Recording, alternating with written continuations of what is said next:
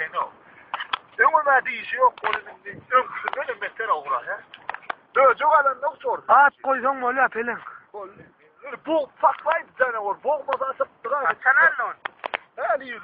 Yirden o bana can edin o. Yürü lan o falan. Günün okuyup paraya kaldı da. Alın kamera alın.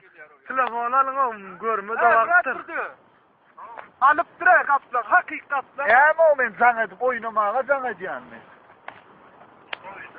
Anne kaplan sana erkeğler tarihi rekor koysun lan. Hey telefonumu alıverecek. Hakikattan alıp durar. Ne ama o dan bilen oynamaya can ediyorum.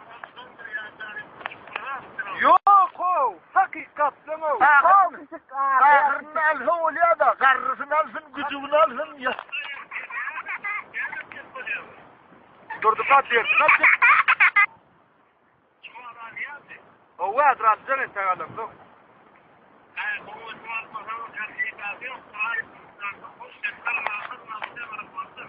Sen albilen mi? Koy şey şodursun bir şey olmaz alversek alvilers mi? Sıkma da o bir soğuğa sıkar mı? Bir soğuğa sıkar mı olsun? Böyle ya. Hal hal vakti. Bor. Çağırın koy. Tamam. Ay önüne çekeyim yok kavan ne mi yiyeyim. Çok bu karan. Bu yerde de ne olmun alayım parayı. Durma oradan. Geçiyor ne var ya? Ya nail be. Görüyor musun çok inanın? Şundan kıyarlar. Sırdaydı mı? O ay. Ey gücüğüm oldu Kur'an zaten vurma lan. Sızlı. Ben bunu uğraşıp çeviriyorlar gerektir.